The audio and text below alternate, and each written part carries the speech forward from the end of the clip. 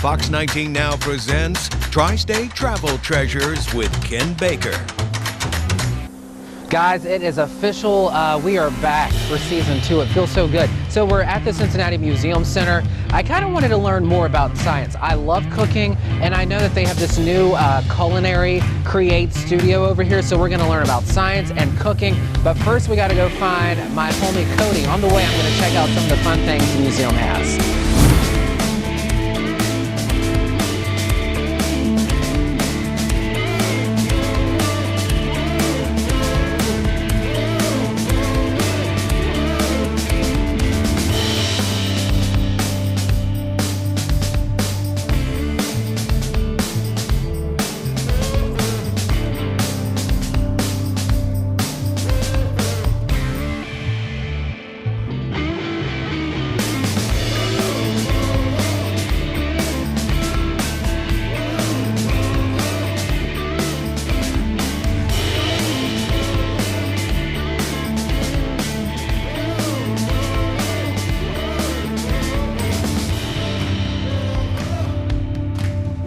Oh, science is so fun. Cody, what were you doing with your little fancy brush back there? I was doing science. Science? Yeah, we were prepping some fossils because here at Cincinnati Museum Center, it's not about just showing you science and showing you sciencey things. We actually do science here, but you do science at home every day. How? What do I do? You cook, right? Yes, You I eat love food? cooking. Cooking is science you can eat. And we have a culinary studio here where we will explain to you the science of cooking. Well, let's go do it. Come check it out? Yes. Let's go. Guys, we're in the Create Culinary Studios. This is Brian. I was just talking to Cody, and he said cooking is all science. Yeah. Yeah, and I love cooking. I love chicken, ribs, macaroni and cheese. What about you? I love all kinds of things. I like making stir fries, Yeah. macaroni and cheese is definitely a favorite. Very cool.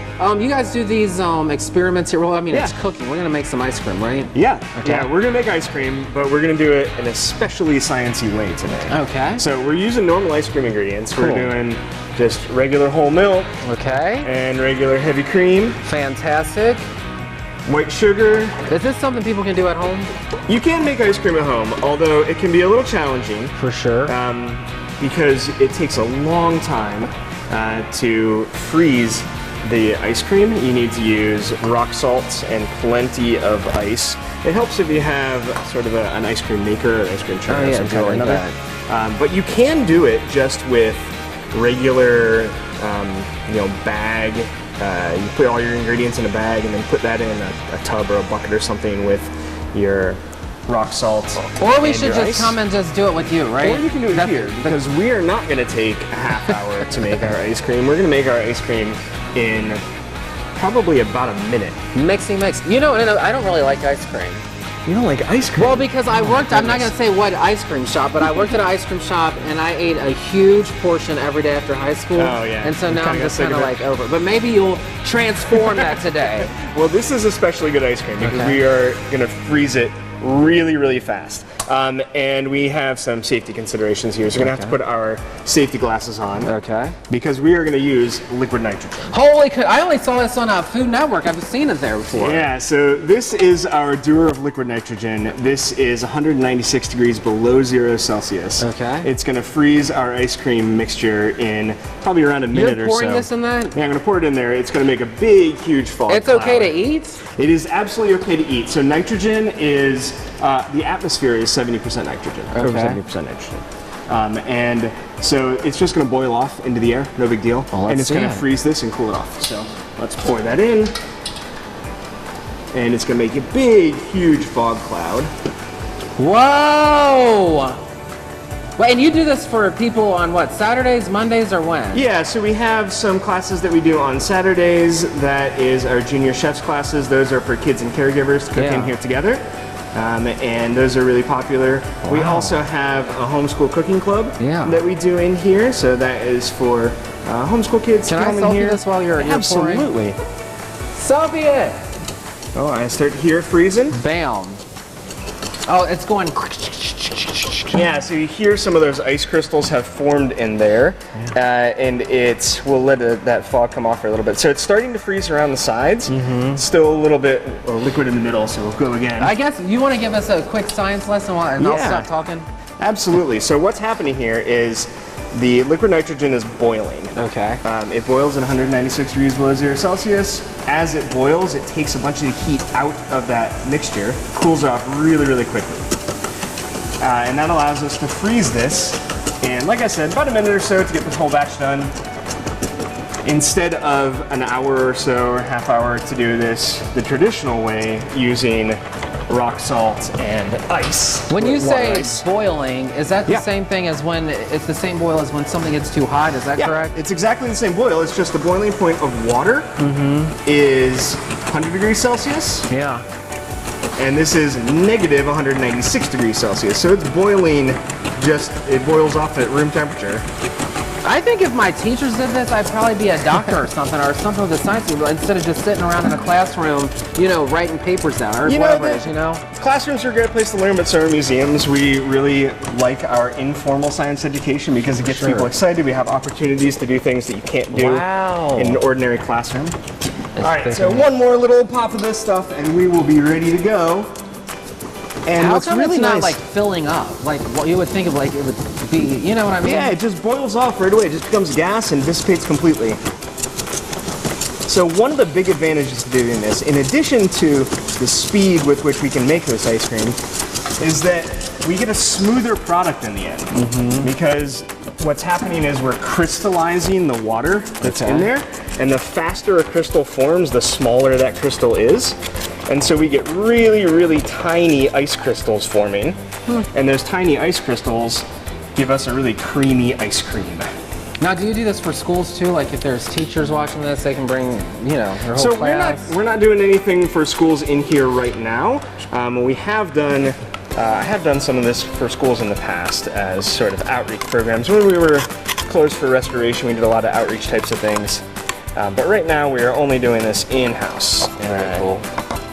All right, so I can't wait to try it. Ice cream. All right, so let me get some of this stuff on. It's still a little bit soupy. I'm gonna get this a little bit firmer. Well, you gotta pour more in there, or just like? I'll do a little bit more in there. I want to scrape down the sides here because we're getting a lot of this stuff on the sides. So in addition to ice cream making, how fancy do you guys get in here? We get pretty fancy sometimes. So we do a lot of things from scratch. We make pasta from scratch on a pretty regular basis. We have, with our campers, we've even done one of the fanciest things you can do, croquembouche. I don't even know what that is. It is a cream puff pastry that is, it's filled, and then you coat the outside in like a caramel sauce and stick it together and make a sculpture out of it. Croquembouche. Yeah, croquembouche. It's a really popular celebration food, so weddings and Christmas time and things like that. And we have done that with our campers in here. It was really successful. We make sushi.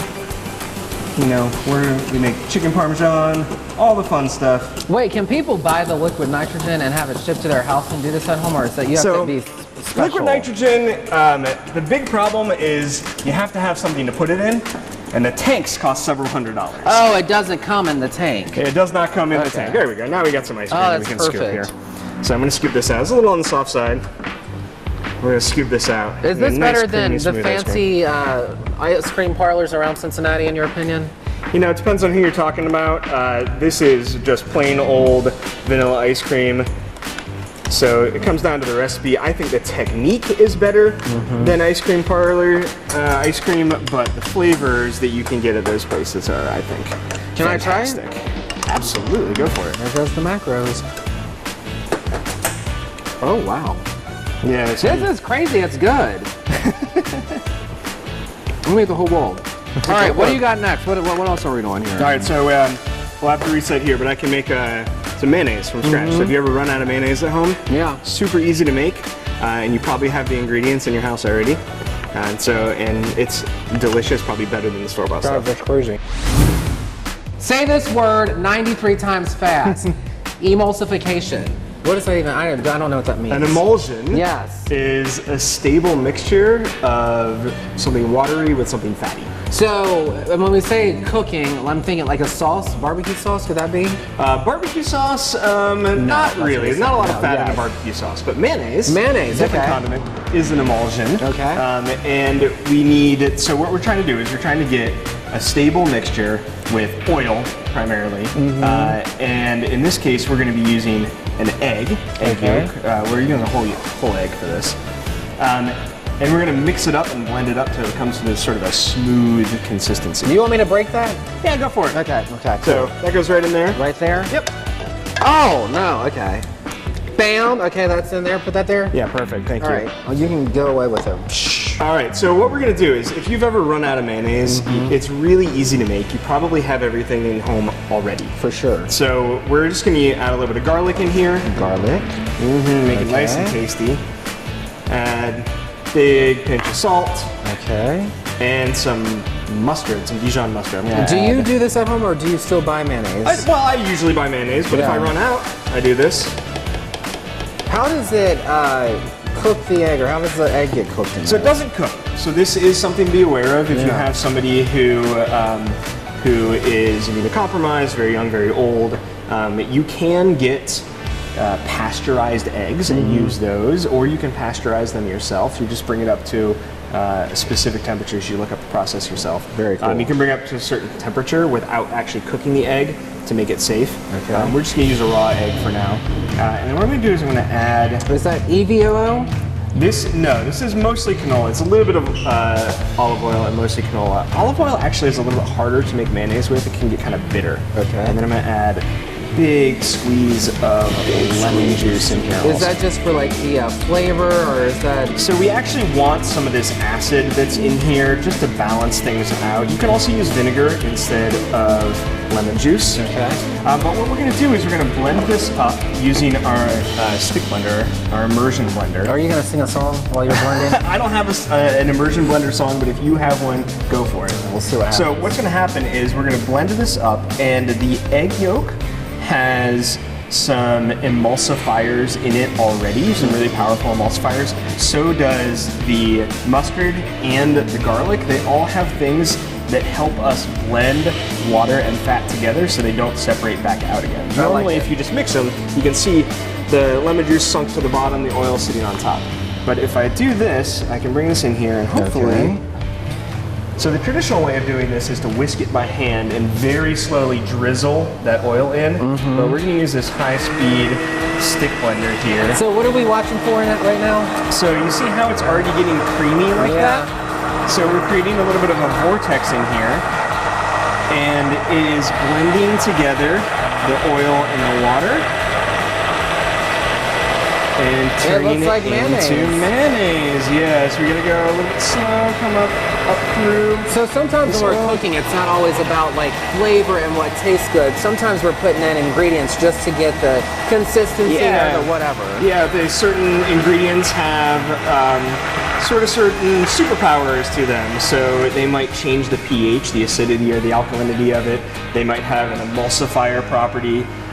Sometimes you might want to add a fat or even alcohol because there are certain flavor compounds that are only soluble in fat or alcohol and not in water. So if you don't have those in there, you might be missing out on them. So that's why like a vodka sauce has cream, vodka, and the tomato in it, because you have some flavors that mix together really nicely. You learn something new every single day. All right, so there it is, just like that. We have mayonnaise. I like it. So we can blend this up and get it a little bit smoother, but there it is. We'll let you do that while we get ready for the next thing. So you keep on blending. All right, we'll do that. And this is really great if you've got your summer tomatoes, but you've run out of mayonnaise and you need to make your BLT sandwich. Try this out. So we got our emulsion, right? Emulsion, yep. And then we made our ice cream. The ice cream's really good. I might just start coming here seriously for ice. I didn't even really like ice cream before I had yours. You did it, for real. Thank you. Okay, now we are talking what scientific process? So we're doing caramelization. Okay. So we're making s'mores. We don't have a campfire, so we're gonna have to make them indoors, which is why I've got some tools with me. I have a butane torch here. Okay. So kind of torch you find in the kitchen. You might make creme brulee with this. We use it for caramelization, all kinds of things. It's also good if you have a wok and you have an electric burner.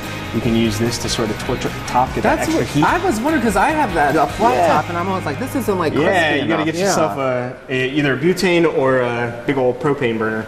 that you can use inside. All right, so what we're gonna do is we're gonna toast up our marshmallows here. So I'm just gonna use this, and what we're doing here is we're sort of cooking some of those sugars on the outside. This is caramelization.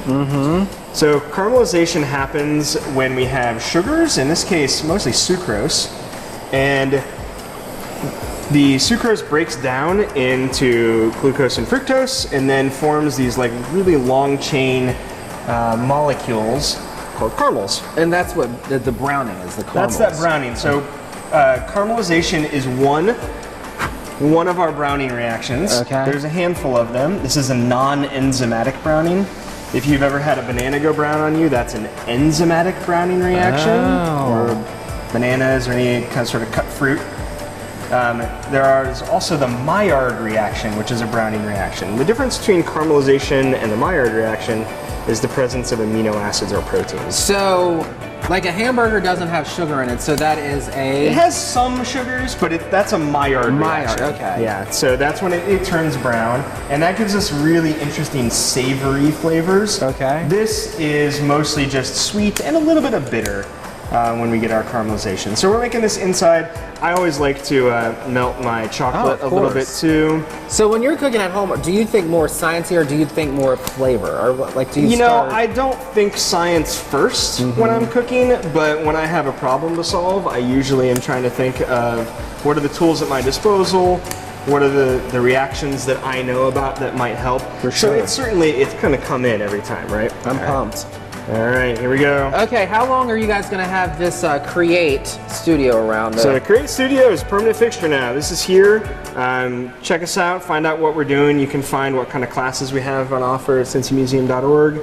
And yeah, take your bite. Nice I have to finish this. Great episode. You can find us where we stream, Amazon, all that stuff.